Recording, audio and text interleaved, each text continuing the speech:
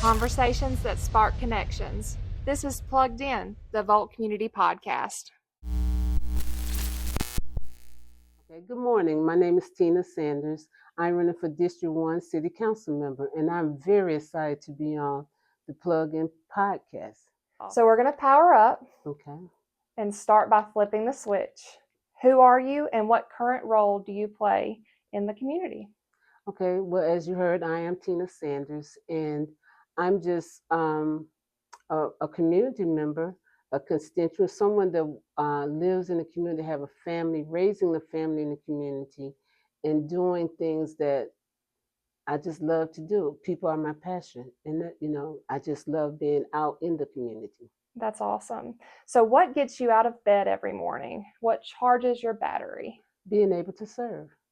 Honestly, I like the idea that if I can help someone, if I can be of assist with a need, no matter what the need may be, then that charges my battery. That gets my adrenaline going. That gets me saying, "Hey, Tina, you on it today?" So yes. That's awesome. So, let's talk about your surge moment. And this is your backstory and essentially your turning point. What was the moment that sparked your passion or pointed you down this path that you're on now? A few things. I could say my childhood, my parents, people that raised me. We was always taught to love no matter what. We always was taught to care, to be there for one another.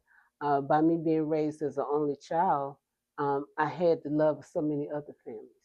So the path that I'm on now is a part of me.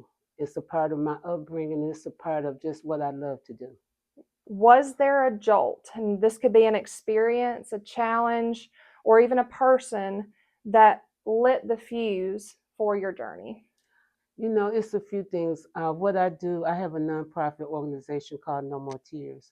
And what we do, we assist families, teens, youth. We do tours, women conference, teen summits, whatever. So I think the thing that really jolted me to where I am today is the fact of when you see the need and it makes you want to move, no matter what you might have going on, because life is always lifing, but you see the need and you want to try to help in that situation.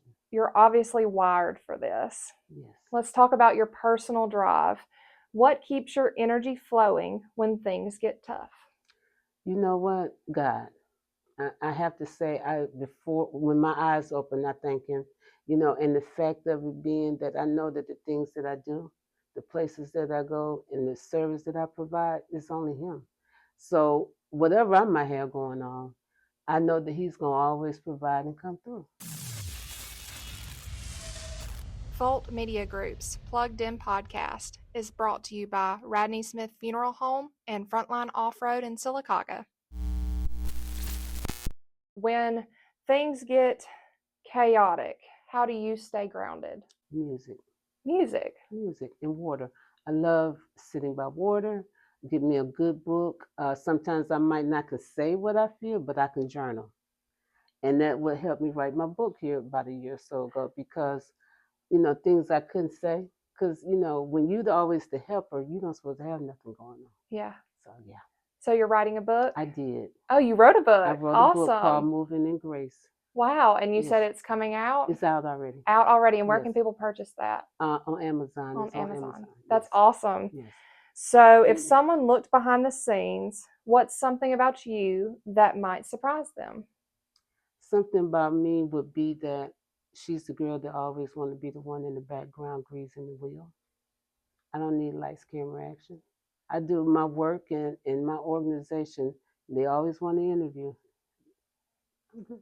Stay in the I'm good. background. Just let me continue doing what I'm doing. So let's talk about your connection to the community. Okay. How has the Sylacauga community been part of your circuit, and how has it shaped you or your mission?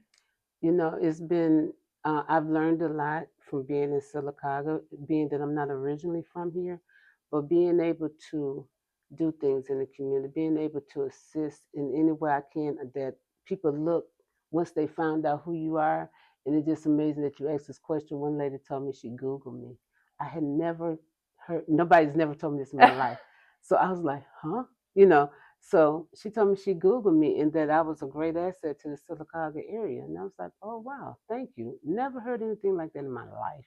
So to be able to, the community and being out here, like I got a back to school event this Saturday, everything's free, so yeah, That is so amazing. yes. Yeah, and that is something that's really special about our community is that Yes. even if you're not originally from here, Mm-hmm. we can all find our place Yes. because there's enough to go It's around. enough to go around. Absolutely. Absolutely. So, is there a moment or connection that felt like a real voltage boost along the way?